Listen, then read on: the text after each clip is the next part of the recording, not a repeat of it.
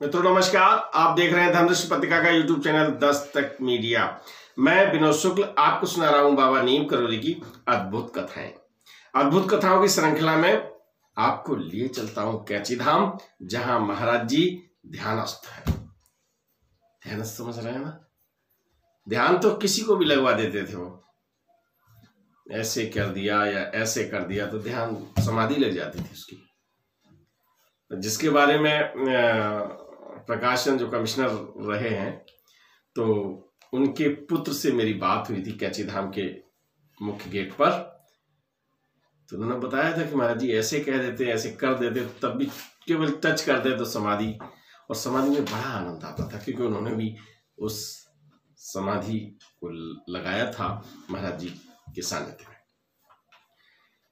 तो जब स्वयं ध्यानस्थ है, समाधिस्थ है, समाधि लगा लेती ना, तो उस समय जब समाधि से बाहर आते हैं तो किसी का जोर जोर से नाम पुकारते हैं।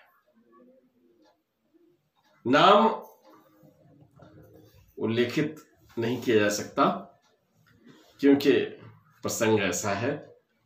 तो किसी का नाम मान लीजिए, जिनको पता है वो नाम समझ रहे हैं वो, लेकिन मैं आपको एक बात बताऊं कि वो फिर उत्तर प्रदेश सरकार में मंत्री बने। उन्होंने जैसे ही नाम लिया, थोड़ी ही देर में एक कार आके रुकती है जिस पर तिरंगा लगा हुआ है। महाराज जी ने जब नाम लिया था तो उस समय कुछ प्रसाद उन्होंने निकाला था और वहां के एक सेवक को दे दिया था। बताते हैं कि निर्देश भी दिया था उन्होंने कि ये जो वो आए तो उसको दे देना, वो अपना प्रसाद ग्रहण करे तब अंदर आए।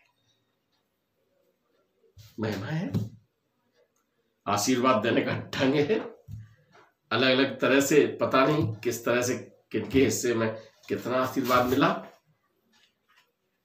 थोड़ी देर में वही व्यक्ति आता है, उसको प्रसाद दे दिया जाता, फिर वो आता है, महाराज जी से मिलता है।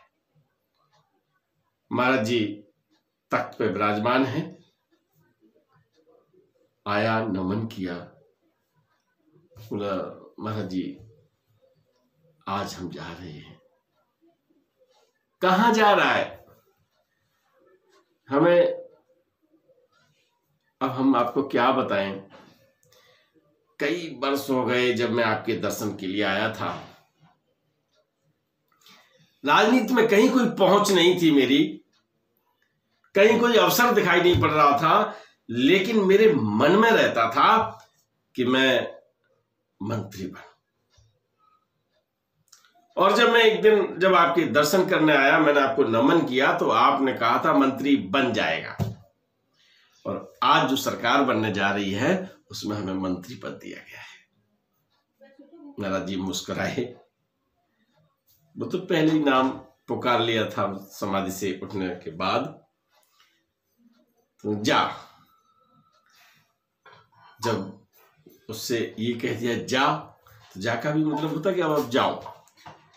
उसने कहा कि अब हम मंत्री पद की शपथ लेने जा रहे हैं, इसलिए हमने, मेरे मन में ये भाव आया, या मुझसे यूं कहिएगा कि मेरे अंदर एक तड़प सी पैदा हुई कि आपके दर्शन करें, इसके बाद शपथ लें। अब आप मुझे आशीर्वाद दीजिए।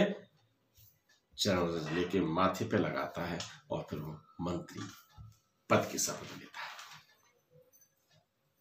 बहुत नैतिकता से उस व्यक्ति ने काम किया, और खास तौर से जब धर्म के काम हुए, कहीं मंदिर बनने का काम है या कोई काम हुए, तो उसमें बड़ी सक्रिय भूमिका उस व्यक्ति ने निभाई। महाराज जी के भक्तों में उसका नाम बहुत आदर से लिया जाता है। तो जिसे जो वरदान मिल गया, जो आशीर्वाद मिल गया, वो फलीभूत हुआ। एक धर्मदृष्टि पत्रिका में भी पिछली बार एक जो पीएचडी करने गए थे, है ना, पीएचडी करने की सोच रहे थे, पेड़े उनको पिताजी ले गए थे, तो उन्होंने उस लड़के से ये कहा था कि प्रोफेसर पेड़े बांट दे। और वो प्रोफेसर बने।